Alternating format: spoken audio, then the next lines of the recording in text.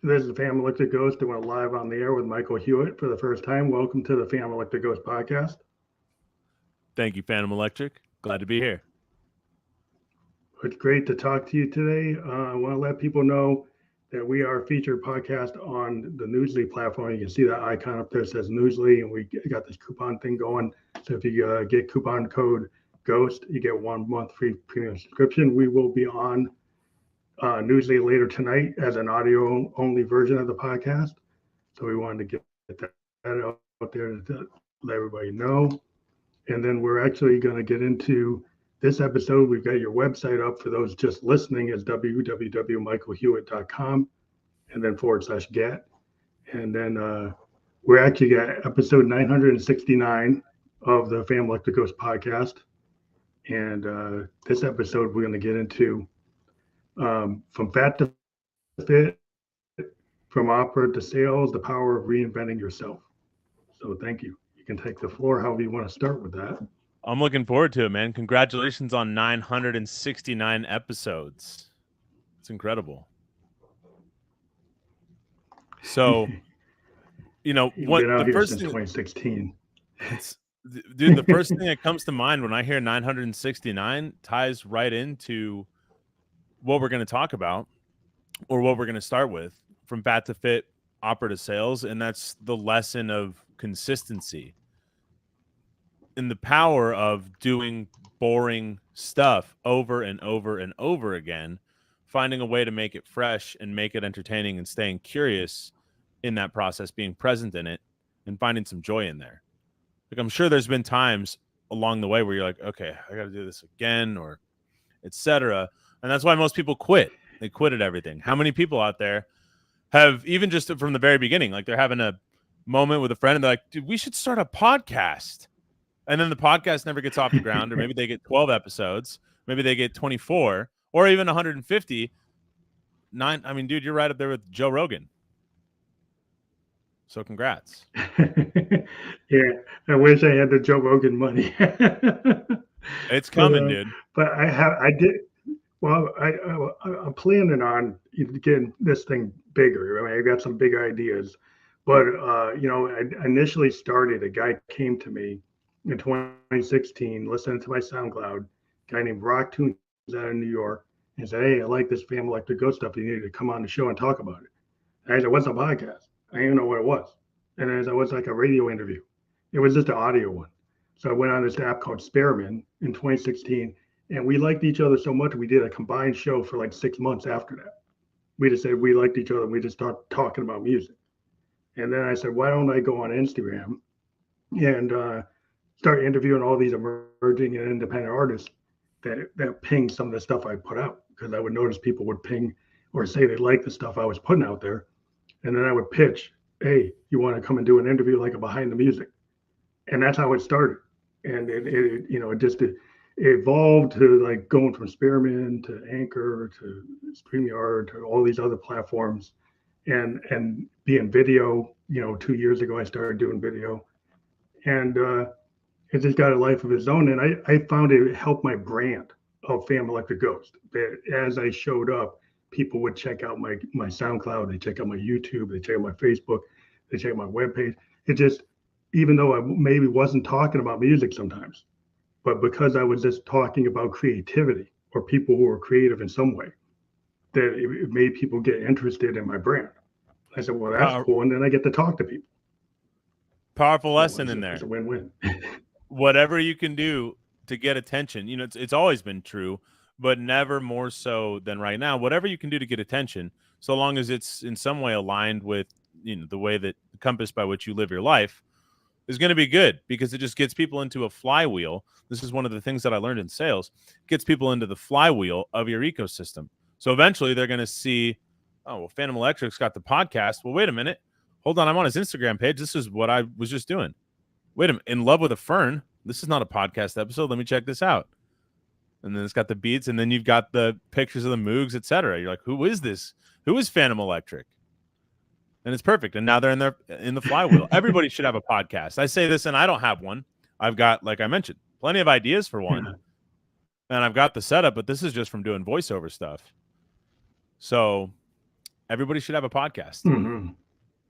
Completely agree. So it's like everybody has a brand. I mean, everybody has a brand today. So a podcast is a good way to start your brand. It's a really good way to start your brand. Notification about your brand. And this is something that's been one of the things that I work on with people now is basically building up their personal brand.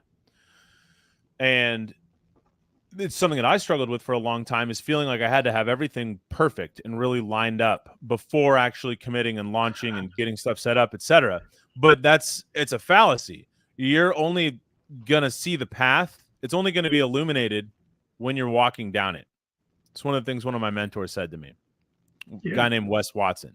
Super powerful, super dialed in, is really keyed in, right, to higher consciousness and truths. And it's like, that's it. That's all you have to do, is you've got to start exploring, and eventually the truth is going to reveal itself layer by layer.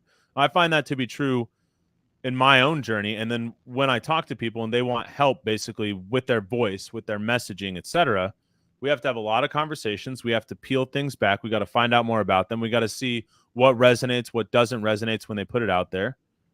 And then eventually we find some very distilled, concentrated, powerful truth about them. And that's really the essence of a brand. You got to have authenticity. Otherwise, you get lost in a sea of noise. You get commoditized. Yeah. I mean, what I found, at least from a creative point of view, I'm a child of the 70s, right? I'm 56. And part of what I like, I always talk about like Exile on Main Street by the Rolling Stones. And what I find there is like, it's a very ramshackle, kind of not overly produced, realistic, heartfelt, organic type of record. And in Keith Richards, you can't really track him with the BPM, right? Because that's not the way he plays, right?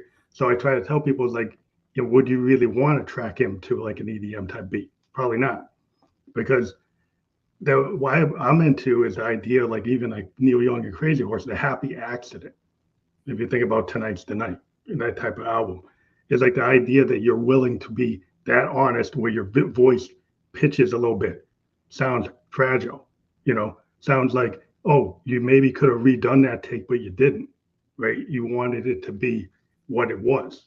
I'm kind of a point in time, kind of jazz fusion, experimental type of guy. I like to do things stream of consciousness, maybe second, third take, maybe first take. And it's the way I express myself, is because I'm willing to kind of put that out there and not be scared of how people are going to look at it, because it's like a painter. It's like, that's what it is today. That's the layer. That's what it is. You want it to be raw, right? Like being raw is the only way you're going to be authentic, the only way you're going to connect with people. So in the opera industry, there's a big pedestalization of the singers who existed and were really prominent long time ago, but let's say from the 20s up through about the 70s or 80s. Right in this big sweet spot, there's like the 60s and 70s.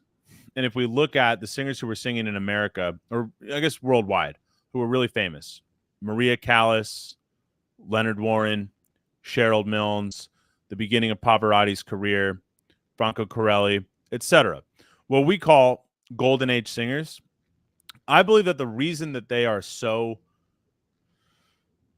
iconic is because their singing was so raw and it was so unpolished. It's technically, everybody's got a technical opinion, and nobody has a perfect technical voice. Maybe, God bless you, maybe Pavarotti does. But I believe that the reason that they evoke such strong emotions and that there would be people lining up around the block to see them, they were really like the equivalent of pop stars, is because they were able to connect so deeply with what they're feeling and communicating, and then just let it out. And now what we have, I spent my entire adult life in this, what I call opera industrial complex training pipeline. There's a big emphasis on, it's just got to be this perfect sound, this controlled, every note vibrates. And you listen to these icons, it's not that. It's a raw, unhinged, unleashed sound that's the human soul. And that's why when you listen, this is why I think AI is really never going to be a competitor for the human voice, because there's something, it connects you. One of the things that I teach people is a fundamental thing. One of the things I say in the first lesson or time that we're together is that the human ear has a built-in BS detector that works at the speed of sound. So no matter what you're saying or how you're saying it, you can't mimic, or there's a limit to how much you can mimic truth and authenticity. Mhm. And that is going to shine through in every aspect, every vibration of your being. So if you are nothing else, if you are just truthful, it's going to come through. It's going to, your odds of getting what you want, of what you're saying and how you're saying it working the way that you want, are going to compound. So I'm big on that. I love what you're saying there. I mean, what I see today, but when I refuse to use the DAW. I mean, I use multi-tracks because I started with Fostex and Tascams, and that's what I used. And people say, well, that's the hard way. I said, well, that's just the way I like it because I let it be what it is. So I'm kind of going and I might overdub and do multiple tracks, but what I'm doing is like I'm actually playing the whole 4-minute song. I'm playing the bass line manually through the whole thing. I'm not going on the grid and cut and pasting it all over the place. So if there are micro timing errors, that's what it is. It's funk or it's jazz or it's fusion, it's whatever, it's punk. That's what it is. I grew up like in the Velvet Underground, and people like Bob Dylan in a band and the basement tapes, listening to the basement tapes and saying, well, that's what to me is like real Americana music or real heartfelt music because they were just in there jamming, doing demos. And to me, the honesty of those demos is better than some of the polished songs. The polished songs to me is like, even though when John was saying on Yellow Brick Road, everything was third take. It was all being done in a big mansion and live, recorded to multi-tracks. And he said he kind of didn't like what happens today because they try to make it too perfect. And you lose the happy accident. And to me, that's where you lose the honesty of the craft. Like you're saying with the grapes, from that Pavarotti and all that, there's a parallel to me in the same even different genres, but it's the same idea. That's what's so powerful about live performances. So we just got back from the Edinburgh Fringe Festival, performing there, and being there for the whole month. We had the show every night at 10 p.m. So I was working during the day, but then you got to be at the show starting at about 9, get out there, flyer, get some extra butts in the seats. But if I had a clear spot on my calendar, I'd be trying to see as many shows as possible. And it had been a long time since I'd been in the audience for live theater. And it reminded me that that live performance is the ultimate medium. It's cool to go see something on IMAX. I've not seen neither Oppenheimer nor Barbie. But seeing something in the theater live, you feel the performer's energy. Yeah. It's visceral. People in sales, they love to talk about an energy transfer or a transfer of emotion, but there's nothing like seeing an actor or feeling an actor completely dialed in, like an arm's length away, experiencing whatever they're going through on the stage. And there's flubs. I went and saw a couple of shows multiple times, and you look for the differences there. We see a lot of stand-up in Austin because the Comedy Mothership is here. There's one comic, Derek Poston, who I've seen probably 5 or 6 times because he opens for a lot of the headliners. And it's a similar set. The core of the jokes remains the same, but I'm always so keyed into what he changes in his delivery and how he's dialed in and grounded each night. And it's so amazing to be in the theater with somebody because you do see some happy accidents. You're like, maybe it's not always with him, it's with somebody else. You can see that somebody's rushing, or maybe they flub something, or maybe the audience picks up on something that's definitely not the punchline that they weren't thinking is going to be a joke. And then part of the point of the mothership is that it's a place for artists to test out their work. So then maybe they go back and they're like, yeah, this kind of hit. Maybe this is where the joke is. It's cool, man. Everybody, you said like something CBGBs in the factory, like, yeah. No, let's talk about CBGB. The CBGB scene. Yeah, okay. You think about the Ramones and the Talking Heads and Patti Smith, and television. Look how different those bands are. All those bands are in that same place, but they're not that Blondie. They're not the same at all, right? Like that scene was very diverse, right? And so and they were all kind of trying stuff out, and they all became big. But they were, Talking Heads has nothing is not at all like the Ramones or like Blondie. They're all different. They all stand on their own. You said something earlier that made me think it might be good for discussion. Talking to creative people or people who are creative, do you think that all people are creative or can be creative? I think I think all human beings have the potential, but some people were told that they can't do it. Right? They think that you have to be Mozart. You think you have to be, Thoreau. You think you have to be somebody really famous. So I knew a lot of kids that when I was starting bands when I was 15, it was like if they couldn't play like Page, or they couldn't play like Buddy Miles, or they couldn't do the drums like Bonham or Mitch Mitchell or Moon, they well, I would give it up. And I was kind of like, what about the Ramones? Like, what about the Velvets? What about Neil Young and Crazy Horses? Like, you can go out there and be honest. You can go out there like the Clash and be the most important band in the world, and not the best players in the world, not the best singers in the world, but you can still stand there and feel like you have a right to be there. And I was kind of one of these kids growing up with the punk movement saying, yeah, and it kind of went to the post punk and to the new wave, that you could have that punk aesthetic, which I think was just as vital as like a fusion aesthetic, in jazz. When you go from bebop to fusion, and the purists would say, "Oh, that's not jazz because it wasn't bebop." Like, there's nothing wrong with that. There's nothing wrong with trying something different. And I think a lot of people get scared that they would fear of going out there and being panned, and then you get the people who are fearless, like the Clash. They just say, "Well, just do it." Just do it.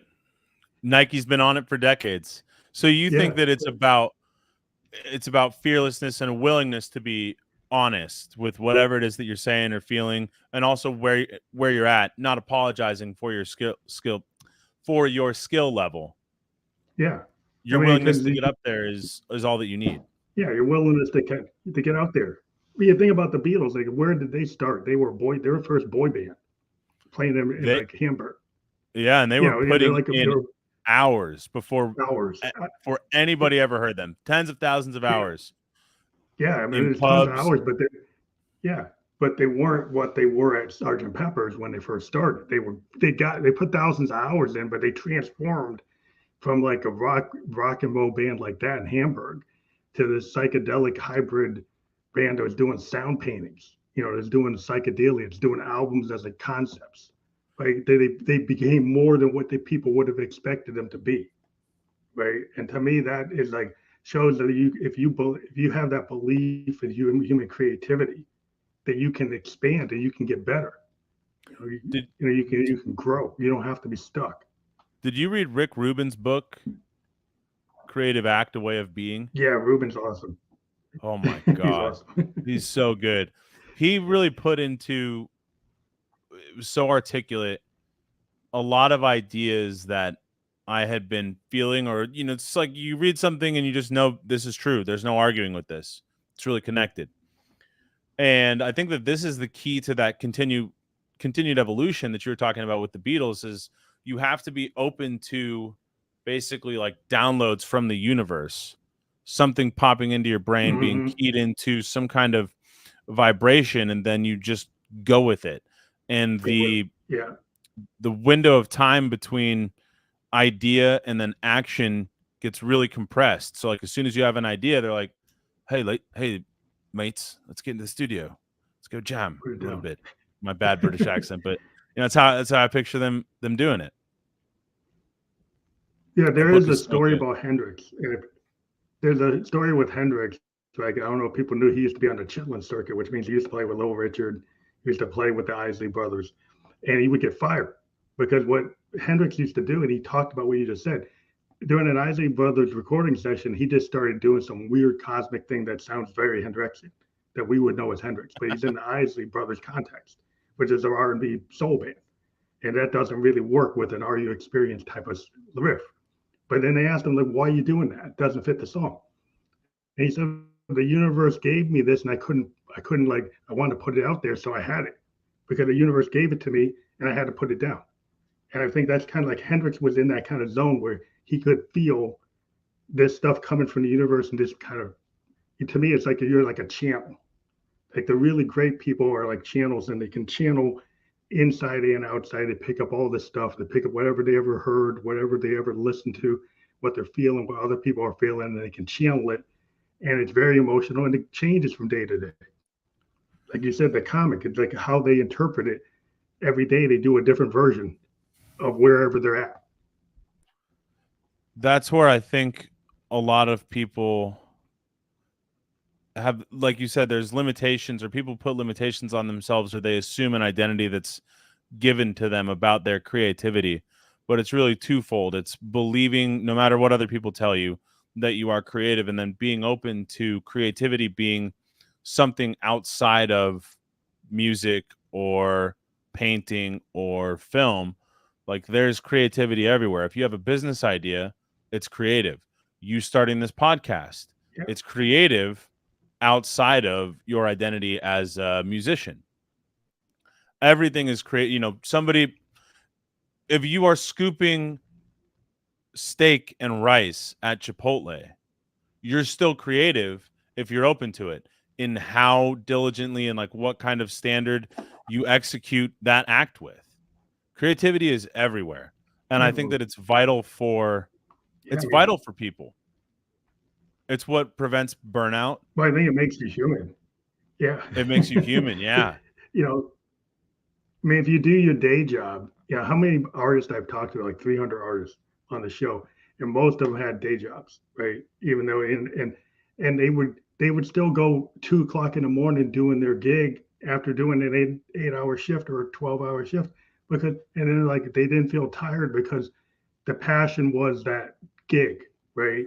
They did the 8 hours so they could pay for the guitar and pay for the money for the U-Haul to get to the gig, and the gig, even if it didn't pay that much, and with the band, is like they wanted to live for the gig, right? He was into bands like Husker Du and Nirvana when they were on Sub Pop, and they had that kind of mentality, right? Where we're just going to go in the Econoline band, move around the town, going to the clubs, and doing it because they cared about it. They didn't care about, if they made money, that was fine, but they were into the scene because they're into the music, because they love the music. I like what And you if just they said there happen to about get big, like they don't get tired. Like, people have this notion that if you expend X amount of energy, you're going to be tired, or you won't have energy for whatever, is later. But I think that the opposite is true. I found personally that the opposite is true. The more energy that I expend, the more energy that I have. You see this in something. It's one of the reasons that I'm so drawn to fitness, is because it's such a literal, tangible reminder of what happens when you are consistent and diligent, focused and present in the process. The more that you are those things, the quicker your results come. But also that you should be not results driven in a certain kind of way, and fall in love with the process, and then you get better results and you have better adherence. But also that I am most energized on days that I train. So hence I train every day, because I want to be as energized as possible. Same thing with getting up early. Like, the earlier that I get up, the more energy that I have throughout the day. So therefore, I might as well get up as early as possible and train every single day. And then I have more energy, more creativity in the rest of my life. These things become a lifestyle for people, or they become the sole focus instead of bedrocks. And that's where I think a lot of people miss opportunities, just because of faulty perceptions or misconceptions around those two things in particular. I think if you really want to accomplish something great, you are doing yourself a disservice by not executing on those two habits. And there's the argument that, well, Paul McCartney didn't train every day. He didn't get up super early. Like, well, one, we don't really know that. But two, like, imagine what would happen if the Beatles were on a militant schedule of, we get up at 4 a.m. and we train, and then we go to the studio. Who knows what we could have gotten? But I might be a little bit biased. More records.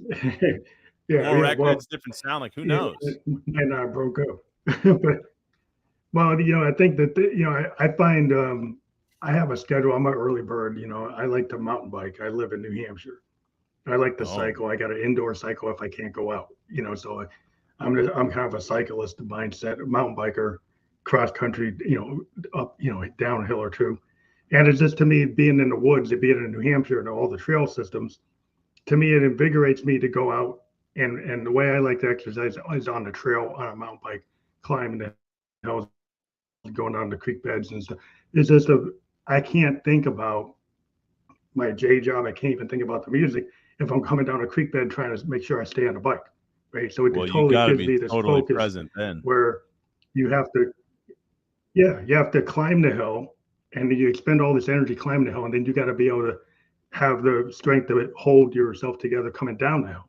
So you get this really high, heart rate coming up the hill, and then you're kind of really worn out, but then you got to go down the hill. So it's really got to be present. You can't be thinking about other things. You got to know where you're going. You got to be in the act of mountain biking.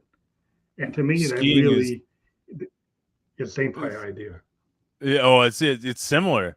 You can't. I've gotten into skiing recently, and it's like if you start thinking about anything other than where you're at, you're gonna wipe out. Or if you start looking like your eyes, you're gonna go wherever your eyes go. Mountain biking, I've had limited experience with, but that's there's no snow to pad you there when you fall. Yeah. What's the Well, craziest spill you you've hit ever hard. taken? We've got. Oh, I had a bad spill of snow. At Killington, I was doing the downhill. I'd done like 12 runs. I had done like 12 runs. I was crazy keep on doing runs. On maybe like the 12th run, my chain, going down a fire road at like 45 miles an hour, and I'm wearing a full helmet, like with a like a motocross helmet. We had versions of helmets. Like this is when we kind of learned. Like in the 70s, we didn't wear helmets, but by the time we get to the 90s, we understood we could get killed, so we do. So I had like these Fox pants and back plates, and they were like lighter weight than what's on a motocross bike, but they're still what you have to wear. And the chain wrapped around my crank, and it kicked me off the bike at like 45 miles an hour. And then I wake up, and I'm like, "How's the bike?" It's like I'm always like, I was just concerned with like, what's my bike like? And I got like my mouth full of dirt, my gum got ripped. I had to go to the medic and get stitched up on my gum. I didn't break my jaw or nothing, but I got myself knocked out.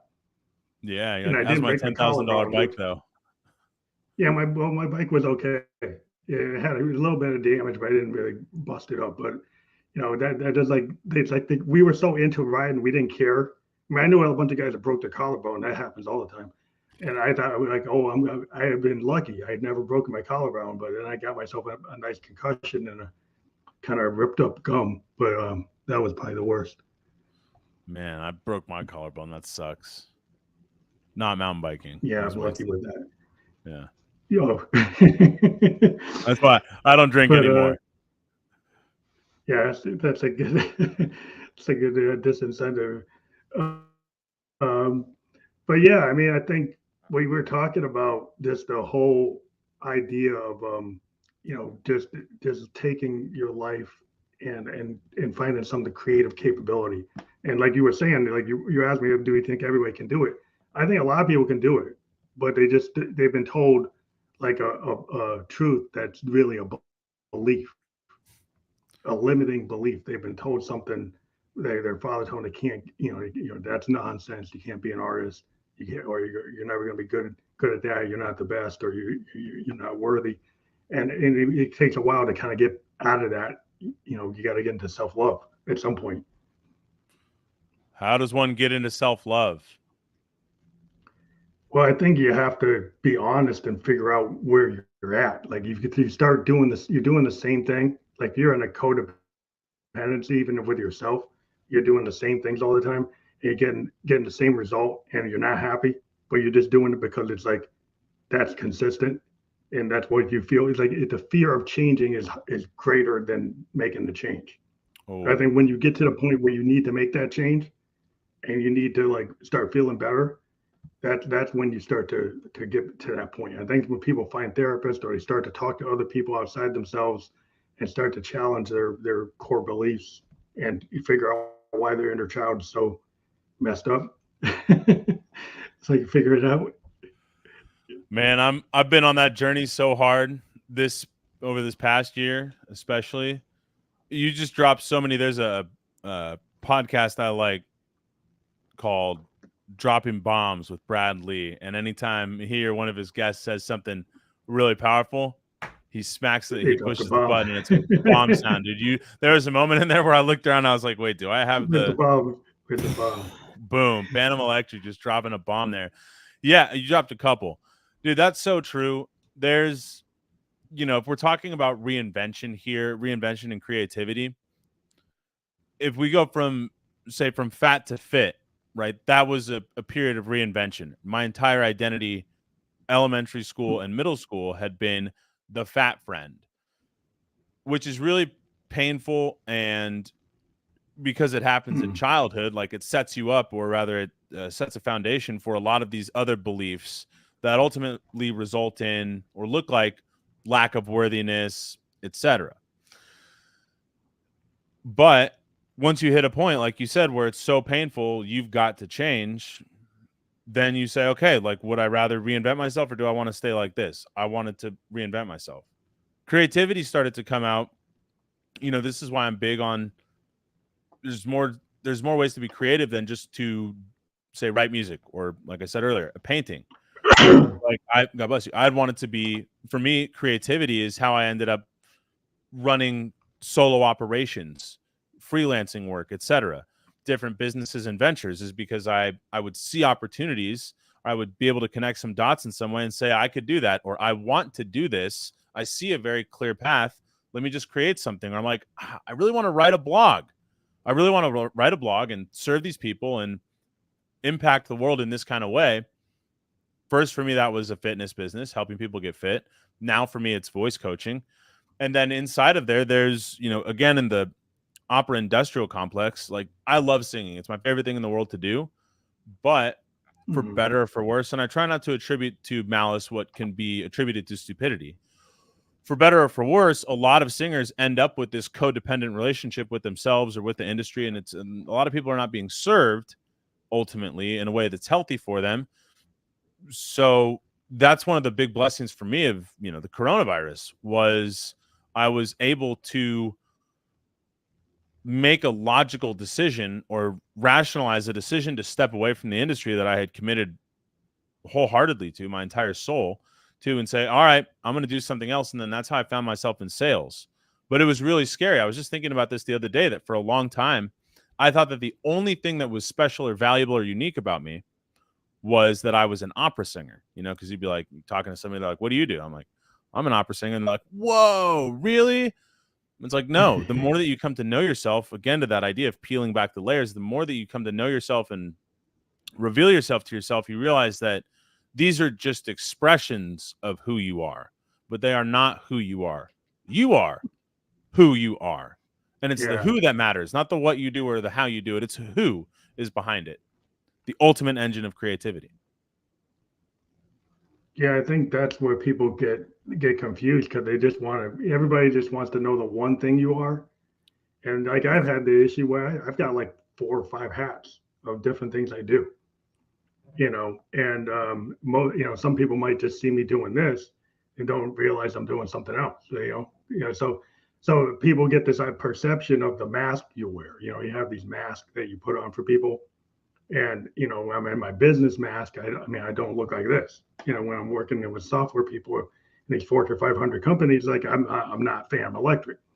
I'm somebody else. There's more traditional or perceived to be like not what I'm doing now, or like what I do in my music. But like, you have these different roles. And I was always really very enamored with David Bowie, in terms of the way he could present himself in a very theatrical way. He could just change his characters and just become that character, and go from Ziggy to Aladdin Sane to the Thin White Duke to, wow, he just doesn't care. He could have stayed as Ziggy and made millions of dollars. He could have kept that going for like a decade. And he's like, nope, I'm going to go change to something else. And, I thought that was like really risk taking and very artistic, to be able to explore all the different sides that he wanted to explore. And I always, I don't know if people are willing to do that. You get like a Lady Gaga that does that, but I don't know how many people really do that anymore. Well, it's like at some point you outgrow or it no longer is relevant the music that you create or what you're talking about. You're like, oh, I did it all for that period of my life. Like I gave it everything that I had. It's time for a new character. I'm in a new phase, new expression, which is another thing that I find so interesting about personal branding and my quest to basically build up a personal brand, which everybody should have been doing. I wish that I had stayed committed to it, not gotten so much imposter syndrome back in 2013 when I was first taking stabs at it. But as you try, for me, as I try to figure out what is the way to connect my authentic self in the real world to the digital space while also discovering more about myself in the authentic world, I started to look at, all right, everything that I do is an expression of myself, whether it makes it on the internet or not. Like my current hair is an expression of myself. Wearing this ring. Dude, a year ago, I was never wearing rings. I was dressing like very conservatively and had close cropped hair, etc. And I was just like, you know what? I think I kind of like Johnny Depp from Pirates of the Caribbean. I think I'm gonna start wearing rings and stuff. Went to Santa Fe and saw two of my friends headlining two different shows. These guys are like two of the most amazing singers in the world. I actually just came off of a voice lesson with one of them. Shout out Matt White. But Matt and Jack are down there singing these two different roles, and Santa Fe, is known for this kind of stuff. And I wanted to commemorate this experience and where I was in my life. So I bought this ring, and now it's like my talisman. Dude, I wear this thing every day, all the time. I picked up this bracelet in Scotland. I was previously wearing beads, and then I was like, wait, this is really cool. It's copper, and so it's kind of like grounding or whatever. And then this is a perfect segue, dude. Yeah. Also in Santa Fe, I got this hat. Oh, you got your hat. Yeah, because I live in Texas, and I was like, you know what? I'm kind of feeling this cowboy thing. I can't ride a horse. I've never ranched at all, but I like it. It's comfortable. I like it, and it feels like me, at least right now. Yeah. And so that's cool. You get into my wife did this. Like, I don't have this good of aesthetic taste, but it's like, stuff that looks nice and feels nice, which goes back to self-worthiness and self-love. If you have a story consciously or subconsciously that you don't have any self-worth, of course you're not going to lean into saying, I want nice things and I want to express myself and not be afraid of what anybody says about it. And the funny thing about that is people used to laugh about this ring, and then when you just own it, you're like, dude, this ring is sick. You wish you could pull this off. Then they switch to, yeah, that ring is pretty sick. I see you. Yeah, you know about the ring. What's the story with your ring? Then they probably go get one. Yeah, what's the story with your ring? Oh, I got a ring too.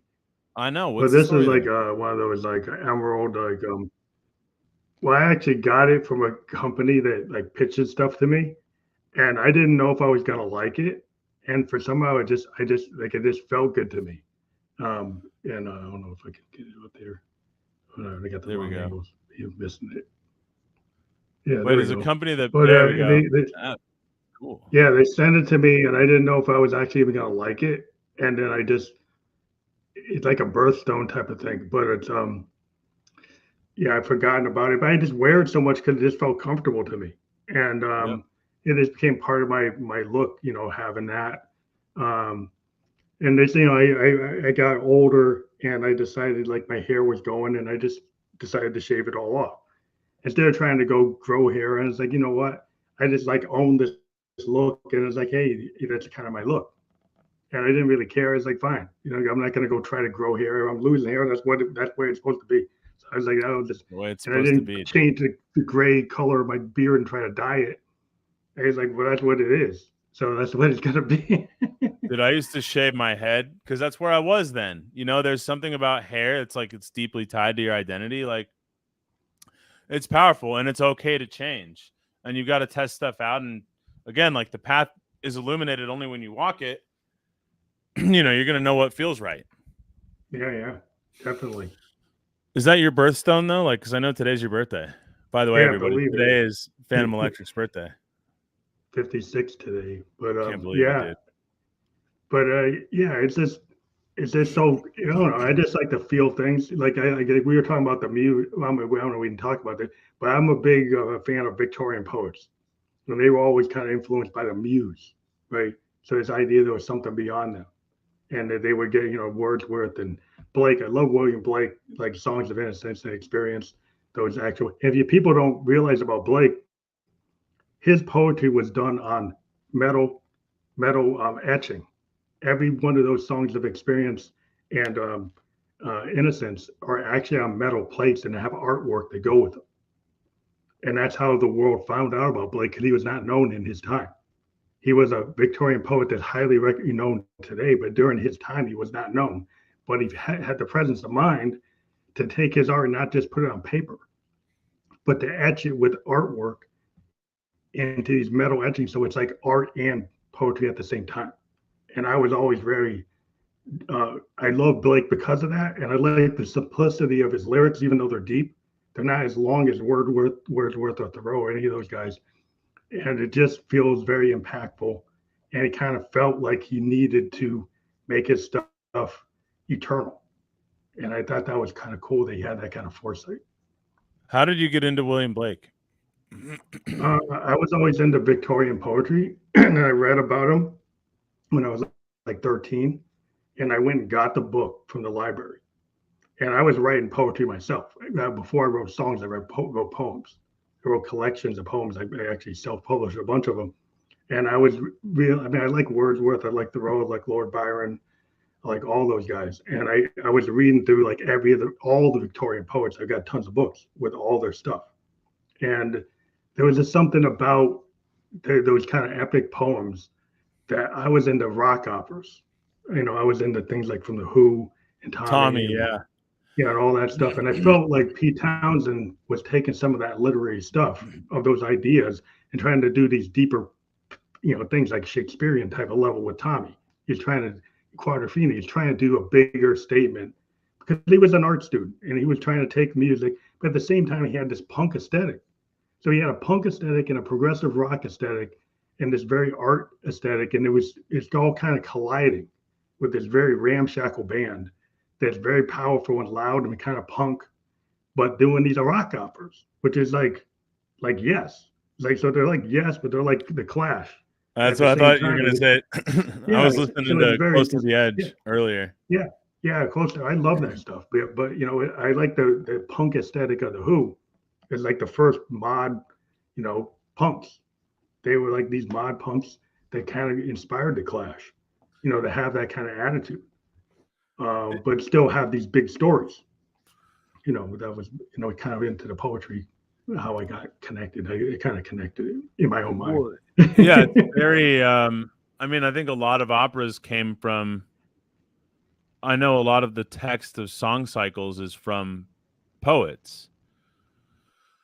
And I think that there's, when you look at opera is the grandest. This is, Wagner's whole thing was like, no, this is not an opera. This is the Gesamtkunstwerk. My German's really bad. Mm-hmm. So, but it's like, this is the total work of art. It's not just the music, it's the music, it's the text, it's the story, it's the sets, it's the lights. Like, it's all got to be perfect. That's why he had a theater built specifically for his operas. Yeah, it's with a special acoustic, etc.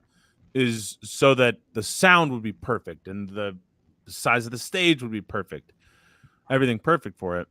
So yeah, I think that there's, really that's an example of the Who, Townsend, just like thinking bigger. Like, how could we do this bigger than an album? What if everything just made sense and was like linear and connected? Not just thematically, but like we told a story. You look at that happens in like symphonies too. The programmatic symphony is not just, it follows the structure and there's the same motifs over and over again, but it's like Berlioz's Symphonie Fantastique. This dude is heartbroken and takes some drugs, and the symphony follows him on an intense drug trip through this nightmare. And there's a program, like a narrative to it. You got to think bigger. Yeah, that I don't know.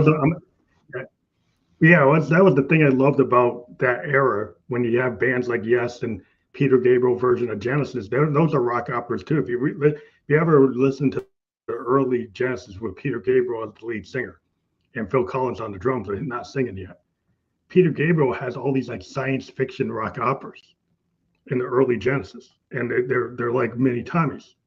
And I'm like, wow, they just I just was very drawn into people who would take art forms and present, and even on stage, if you ever saw the early Genesis, he would dress in these different costumes with like fox heads and dresses and weird outfits that would go with these weird science fiction themes and have lights, and they were trying to present something that was kind of like what Warhol did with the Velvets at the factory, where they would try to present a multimedia event.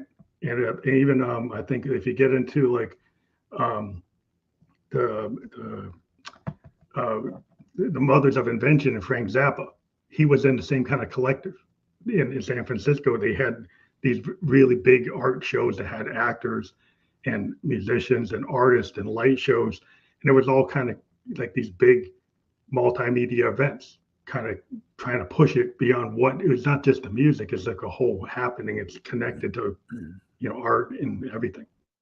You know what that makes me think of? That what you just said about San Francisco makes me think of the importance of community for artists, community for anybody. If you're trying to push the envelope or push the boundaries of whatever craft you're in, you've got to be in not just meeting online, but you've got to be in physical proximity to other people on the same path as you. That's one of the reasons that Silicon Valley gets a lot of credit for what it has produced over the past couple of decades, is because everybody flocks there. And this is how I felt at the Fringe Festival. Is like everywhere you go, you'd stay after shows and you talk to these people whose show you just saw, go get a, smoke a cigar with them, chop it up a little bit, and you're just like, I could do this. The difference between what I don't have and what they've put on is audacity. And I'm inspired by what they're doing. I want to do this. Yeah, so the audacity to do it. Yeah, so like what's the physical, what is the next hub gonna be of creativity for, like, let's say any kind of music or performance or art? Is it still San Francisco? Is it New York City? Where do you think it is? Well, I've talked to a lot of people coming out of like the Netherlands and Norway and Australia and Germany, like the type of experimental music I do. I was actually talking to this girl that came from Lithuania, and it was people doing very experimental things. And there was this artist I talked to called Waterflower, and what she does is she does this present like a synth show, a modular synth show, dressed up with all these kind of flower outfits, and actually has synthesizers connected to plants and mushrooms, and does a whole show of actually showing the signals that are coming off of these plants, and then goes and does wears these really ornate outfits, kind of like a Tori Amos, but being really really pushing it with like a Peter Gabriel level outfits, and like Lady Gaga like outfits, but being a modular synthesis, she's a synthesis, so she knows how to use modes, she knows how to use Eurorax, and she's actually got these electrodes tied to these plants and things, very experimental. And she just came off a tour, and I've interviewed her like 3 times. I'm going to have her come on again, but that is kind of where my head's at with the people doing that kind of stuff in Berlin and Europe and the Pacific Rim. There's a lot of people who are doing really cool stuff, like these emerging artists that aren't in the top 10. Nobody really knows them, beyond like the underground. But I have a feeling this stuff is going to start bubbling up to the top because people want something more authentic, kind of like how Nirvana popped out of Sub Pop and suddenly became big, and they weren't that big. They were very small, and they suddenly arrived when somebody, kind of clued in and said, hey, there's stuff going on in this Sub Pop grunge movement, and then he brought the whole Sub Pop, movement came, and we got grunge. I think something like that's going to happen again. Why do you think people want something authentic? It's kind of like what happened when grunge showed up. Is like you had all these hair bands, these corporate hair bands that were all kind of clones coming from the A&R clones, and just cloning like Kiss over and over and over and over. And the Kiss was already done, right? And it is making all these kind of hair bands, and it wasn't real. People knew these bands were like fake. They knew they were kind of corporate creations.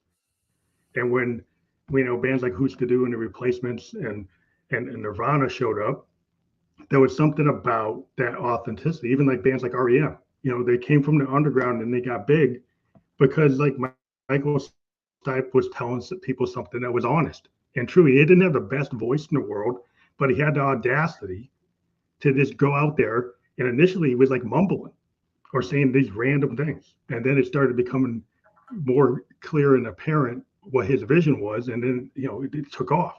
And I think when people like that, like Stipe and Kurt Cobain and Bob Mould, Grant Hart, these people, and maybe Paul Westerberg, they pushed it, and they because they wanted to be authentic and be real. And when people have a need for that, in my opinion, a huge need. We got to connect and we got to have community, and that's what's so amazing about art. Again, I'm biased towards music and singing in particular, though I do love ensembles, or not ensembles, but I do love orchestral pieces. It's a miracle, and there's no more powerful, more distilled way to communicate the pain and joy and like absurdity of the human experience than through music with singing. And yeah, we need somebody to share that with. Man, Kurt Cobain could sing. To the core. It's the what? Yeah, he can sing. Well, I think it's the core of the artist, is that when you're a singer-songwriter, you're not a singer just read something from Tin Pan Alley, right? You had this time period where singers were like, they were very good and technically awesome, but they didn't write their own material, right? So they were kind of disconnected from what they were singing, right? But the age of the singer-songwriter, then you have actually the guy that wrote the song and singing the song. And they didn't have perfect pitch and they didn't have the multiple octave voice. But what they did have, like Dylan, he comes on the scene, that voice is like, how did he get through? Right. But it's what he was saying. It's how he said it that was so important. Lou Reed, he can't, he doesn't have a voice that's a typical singing voice, but what he said and the way he wrote it and the fact that he's the one that wrote it, I think that's when it started. People said, wow, that's real. And then they didn't have to say, well, it's not at the level of a Marvin Gaye voice. It's not an Otis Redding voice. It's not a Frank Sinatra voice, but it's still an important voice to hear that. And people, I don't know if today they're kind of reverting back to the. Oh, well, yeah, today it's all just, it's like you said, it's corporate and it's auto-tuned to shit. And, Taylor Swift can really rock, though. I mean, I think that's why people love her so much, because she writes all her songs. Well, she's a singer, she's a singer. She doesn't have an amazing voice. But she's got that tradition. She just got mega big. It's kind of like Carole King, or you're thinking about like Tapestry. She's kind of doing that level work in this age. But what made Frank Sinatra though what I think, for my money, the most amazing singer of all time is that, he did write or is credited on like a handful of songs, but every song that Frank sings, I have to remind myself, this came out of the Great American Songbook. He's not reading from his autobiography right now. And yes, his voice is technically, man, it's so perfect. I'm always subject to whatever I'm focusing on, technically myself. What I'm working on, I will listen to one of the greats and I'm like, oh, wow, they're doing that. So they've got so much of that in their sound. I've never noticed it before because I wasn't looking for it. But and I think it goes back to what we were talking about earlier with the icons of the opera world, is that he's so connected to the text, what some people would call acting, so deeply that it sounds like he wrote it. Well, yeah, you have a great singer like that, they actually interpret it correctly, right? So you have these great singers, and there's a lot of Motown singers like that. But in the also like from that whole tradition, but you get these singers on Stax and Motown, and they didn't actually write it. Maybe the Funk Brothers wrote it, or these other guys wrote it, or Smokey wrote it, but it's how they interpret it. Like if you get a singer that actually can feel the words and actually brings their interpretation, because you have the writer there and they could have thought you should sing it this way. But then, you know, Marvin takes it and says, no, I'm going to sing it this way because that's the way I felt it. And I think Frank actually read it and then felt it with his own edge. You know, he put himself into it. He read into it like a method actor. You know, reads the script and takes it over. I think if you do that, then you're an art. That's a true artist that it can do that and just isn't just doing what the songwriter said. Oh, do it in this key, do it with this note. No, I'm going to look at what you gave me and I'm going to interpret it like a drummer interprets something I give them and actually makes it better than I could ever do on my 808. If it's authentic and it's raw, it's never going to be wrong. Yeah, it's like that's what if people who go and try to make something too perfect or say that it should be the way they envision it. I've always kind of like if you're in a group of people putting something together, I kind of defer to somebody's, you know, a saxophone player. I could write it on my keyboard, but I'm going to defer to the baritone player how he interprets it and let him go with it. I'm not going to go tell him to fix it. Why would I tell him to fix it? That's how he interprets it. As we were talking about, you know, Nike earlier. Just do it. It's like just ship it. You know. Done or wait, what is it? Perfect is the enemy of done. Something like that. Just ship it. Just get it out there. Something like that. I'm very much like if somebody gives me like 10 takes, I'll go with the second or third, you know, the earlier takes, because I find people correcting themselves. Dude, I find people do that taking honesty out of what they did. When I record myself when I practice now, and I continually find, for the most part, my earliest takes are the best. Unless I'm like, okay, wait a minute, I'm having like a major technical breakthrough. And the last take is the best technically, but it is rarely the most connected, spontaneous one. It's the first ones that are like way more in the moment. Yeah. Well, it kind of gets at the heart of like when you're in that creative thing. Like if you feel that the muse gave it to you or the universe gave it to you, those first takes have that kind of feel the universe gave it to you, right? But what happens is your logic brain comes in and starts to edit that and say that, well, that's not right, right? And so it starts to go and change it. And that's where I find that's where people make the mistake is like then you actually start rewriting what was actually perfect in its imperfection. Yeah, like it's like why did that song even pop into your head? Why did your voice all of a sudden feel warmed up just or you know lined up just enough for you to go sing this song? Go sing it and get out of the way of it. Yeah. Are we gonna sing you happy birthday? Oh yeah, if you want to. Want to get a happy birthday? I don't know. Would that be a good part of the show or not good part of the show? No, that's fine. I mean, it's my birthday. No one's done that for me before, so that's cool. How do you want to celebrate your birthday? Be interesting. Yeah. Happy birthday to you. Happy birthday to you. Happy birthday, Phantom Electric. Happy birthday to you.